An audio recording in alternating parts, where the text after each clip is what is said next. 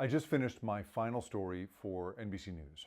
I am moving on from the network after 5 incredible years.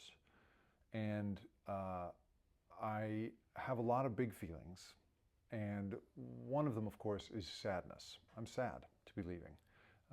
I am sad to no longer work with these incredible people. The bond that you develop between people when you're working under incredible deadlines in the face of all sorts of adversity to do very, very difficult work.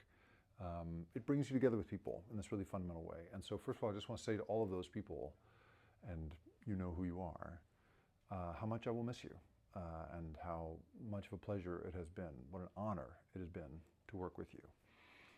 So that's one big feeling. But the biggest feeling, and the one I want to riff on here with a couple of stories, is gratitude.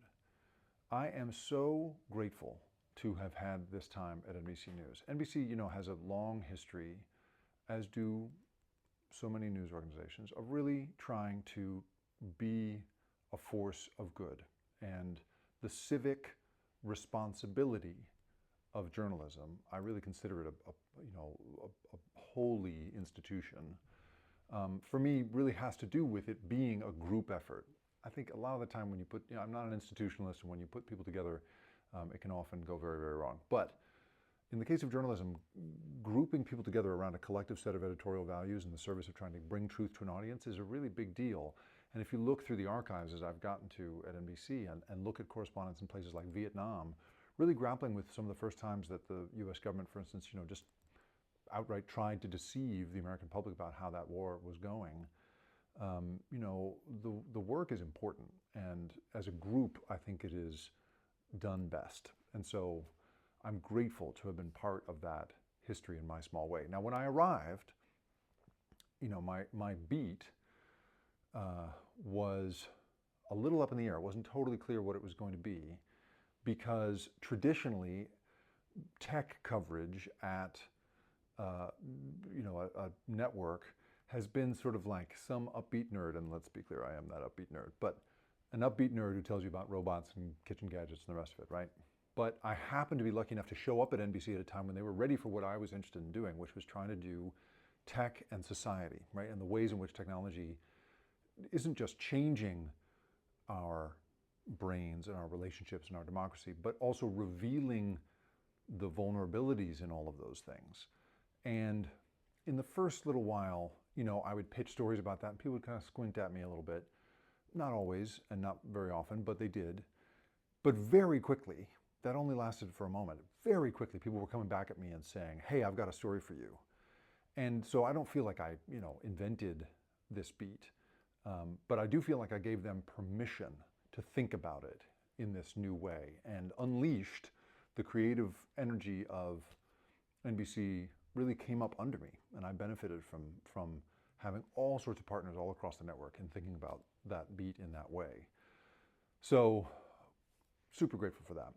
Then the crazy part of my experience at NBC is that the pandemic struck, and you could not put a general assignment correspondent onto a plane safely, right?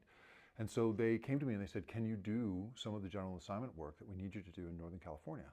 So that was covering protests. I was literally on camera with Brian Williams, and I'd been tear gassed the day before, and he asked, are you okay on TV?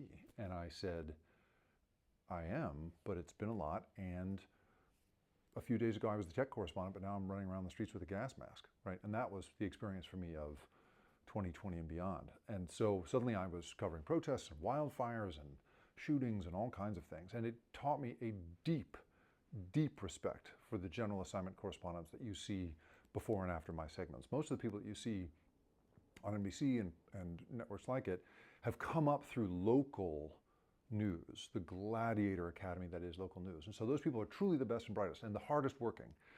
I know one person who used to go and wake up and go to the airport to have breakfast. When they didn't know where they were going to be going that day, they just figured they should go to the airport because they're going to get the call to go to the airport anyway, so they might as well go there early with a bag packed and have breakfast, even if they don't know they're going to fly that day.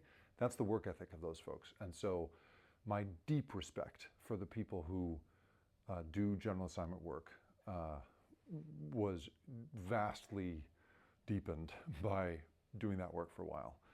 And then I got the chance to anchor and talk about teaching you deep respect for something. You know, I had about 24 instances of filling in as an anchor across the network, and you know, suddenly you're dealing with the improv and script combination, the sort of you know, dance performance almost of being an anchor, right?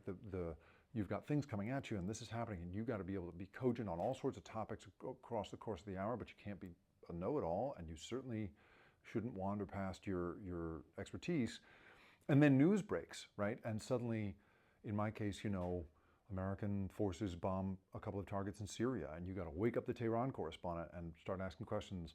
Or a mass shooting breaks out in Maine, and you got to, you know, get whoever's on the ground there to talk about it as quickly as possible. And so, again, the deep respect I learned for the discipline of being an anchor is something I will also be grateful for at NBC.